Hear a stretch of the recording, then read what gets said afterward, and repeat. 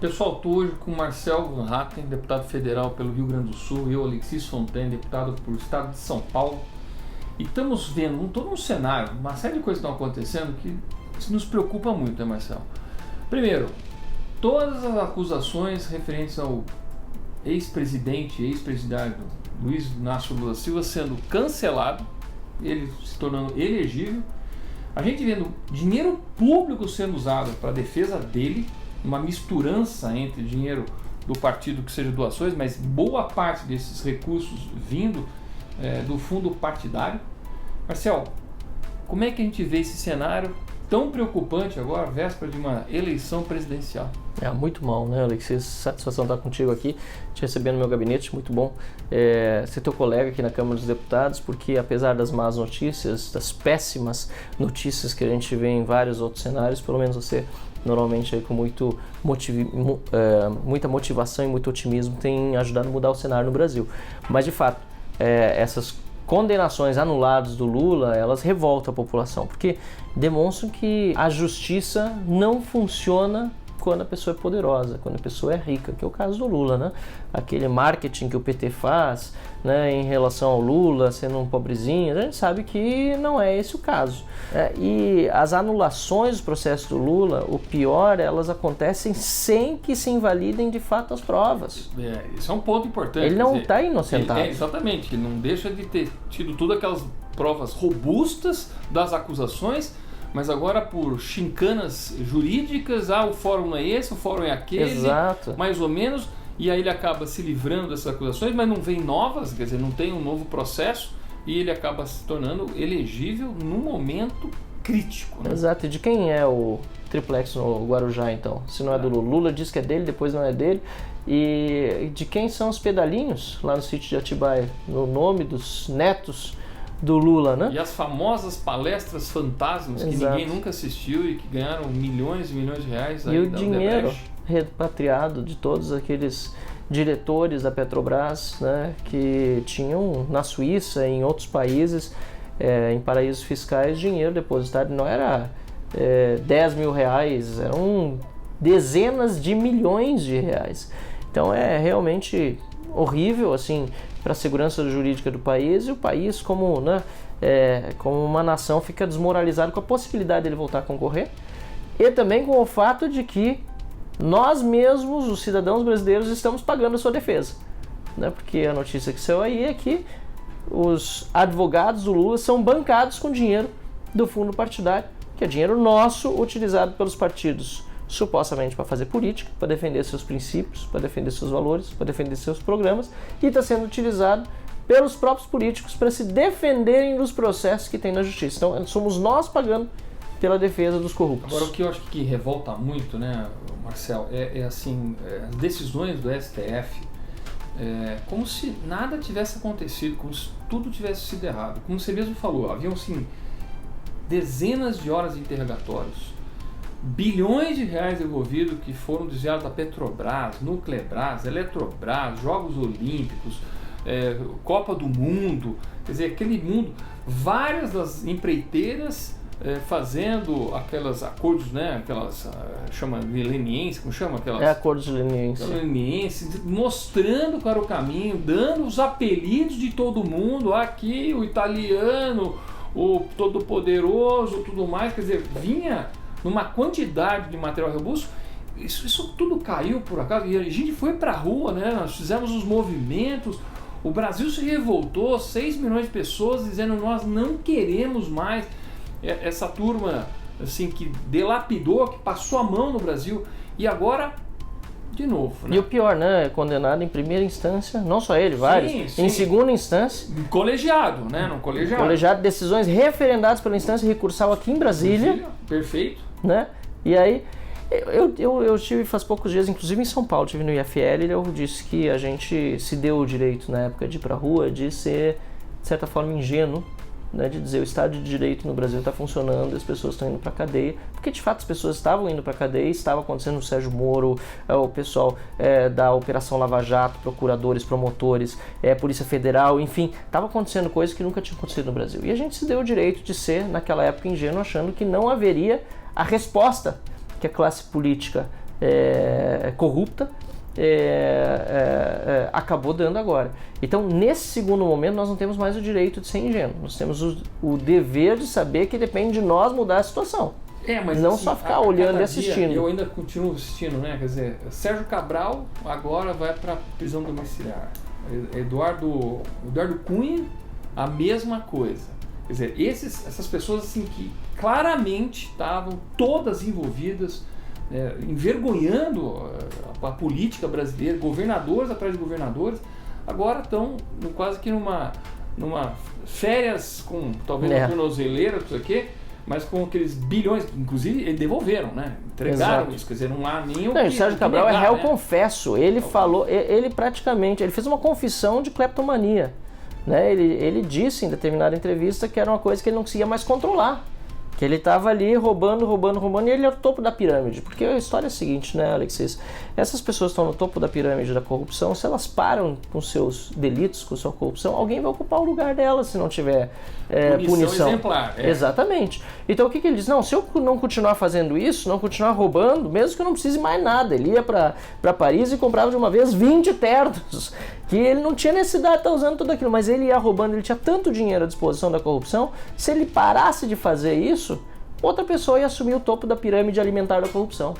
Então é algo muito grave. A impunidade no Brasil gera esse tipo de estímulo negativo. E a gente precisa voltar a ter uma cultura de punição no nosso país. Agora, assim, a gente, toda essa Operação Lava Jato, ela tinha uma inspiração muito grande, que é a Operação Mãos Limpas na Itália, né? Sim. E teve uma frase do Barroso, que eu até vou ler aqui, porque eu acho que foi muito boa num certo momento, que ele falou o seguinte: na Itália, a corrupção conquistou a impunidade. Aqui, entre nós, ela quer vingança. Quer ir atrás dos procuradores e juízes que ousaram enfrentá-la, para que ninguém nunca mais tenha a coragem de fazê-lo. Quer dizer, e agora a gente percebe, né, que a própria, vamos dizer, bancada de advogados do Lula entra com um processo contra Dilcídio, Deltan, contra delegado da Polícia Federal. Quer dizer, é uma inversão de valores absurda, que inclusive põe medo naqueles que tiveram coragem de fazer isso. O próprio ministro Sérgio Moro também preocupado com essa inversão que põe todo mundo aqui, que vai querer delatar, o próximo vai querer delatar, o próximo que vai querer fazer justiça, que vai ter coragem de simplesmente recuar. É uma inversão de valores total e a Suprema Corte, lamentavelmente, tem parte nisso. De onde deveria vir a segurança jurídica justamente para garantir estabilidade na nação, é onde nós vemos decisões que vão em desacordo com isso. Por exemplo, nós temos o caso de um parlamentar que ficou preso durante boa parte do ano por ter falado realmente absurdos, besteiras, mas estava preso enquanto traficantes são soltos pelo Supremo Tribunal Federal. Nós temos uma inversão de valores, nós temos uma legislação que muitas vezes também é leniente e a gente precisa trabalhar seriamente para mudar esse quadro. Só que esse quadro só se muda, Alexis, e a gente está tentando mudar ele a partir de dentro se a gente tiver mais gente que pensa assim aqui na Câmara dos Deputados e no Senado da República, né, que são os representantes legítimos do povo, da população brasileira indignada e que precisam agir de acordo com isso, alterando a legislação e controlando, por exemplo, a Suprema Corte, que é a função do Senado Federal. Que é uma coisa que a gente está falando muito importante, que é a importância de você votar em bons deputados federais e senadores. Porque quem regula, quem é o check and balance do Supremo é o Senado. E o Senado não tem tido, acho que não tem tido feito o seu papel, não tem cumprido o seu papel de chamar a atenção desse Supremo. Que o Supremo, como você mesmo disse, incomodado numa ação autoritária, manda prender e não manda soltar e pede para até ter um processo de humilhação, vamos dizer assim, de um deputado ou outro que tenha feito manifestações de repórteres. Não foi um deputado só, tem outros que tiveram o celular apreendido, etc., por manifestações feitas, nada... Alexis, o Senado precisa cumprir seu papel também do início ao fim, a começar pela sabatina. Eu estive presencialmente na sabatina do ministro Cássio Nunes Marques. Aliás, nós fizemos abaixo-assinado contra indicação pelo presidente da República. Infelizmente, ela foi adiante. E quando ele foi sabatinado, tinha mais de 30 senadores inscritos e depois do quinto fazer as suas perguntas, e os 4 anteriores tiveram só parcialmente parcialmente as respostas foram dadas aos senadores que se pronunciaram e fizeram perguntas anteriormente. Quando o quinto estava falando, o presidente da CCJ já decidiu abrir a votação. Ou seja, não é uma sabatina bem feita, na verdade é para inglês ver, como se diz, né? É um jogo de cartas marcadas. Cumprir um regimento sem dar... O Senado não cumpre sem papel. Agora, para poder mudar, nós temos que votar, como você disse, melhores deputados e senadores. E você que defende privatização sabe bem disso, fazendo um paralelo aqui, porque ninguém chegou em Brasília por Sedex, como eu sempre digo. Até porque se dependesse dos Correios não chegava, né? Talvez seria extraviado no caminho. Então nós precisamos ter deputados e senadores eleitos e a gente faz isso por meio do voto.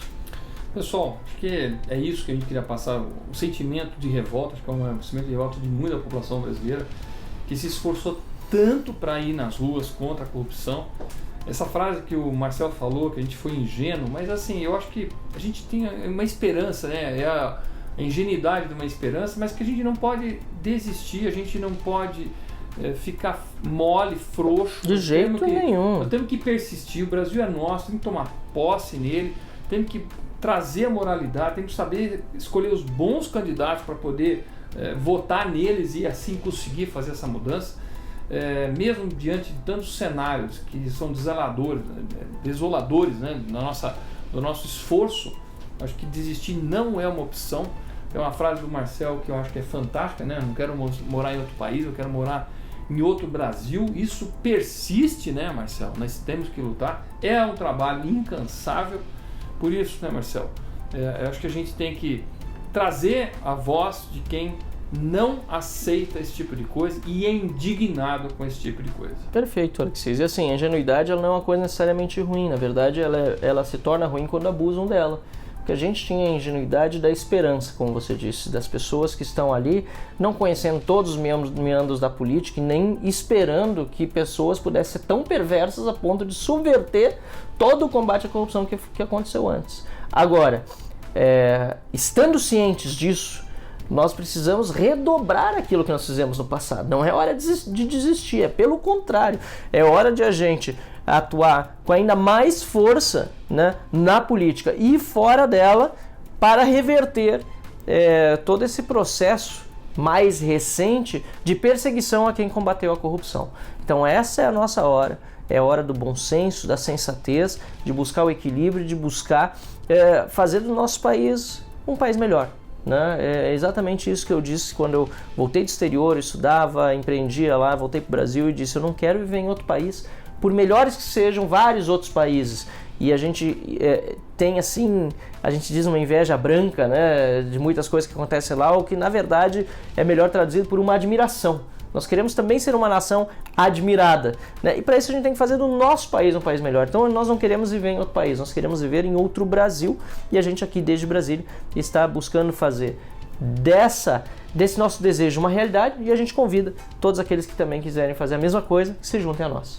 Com muita determinação e perseverança, gente. Vamos lutar pelo nosso país, é um país que a gente ama, que a gente vive nele e que a gente não desiste. Obrigado, Marcel. Exatamente, valeu, eu agradeço.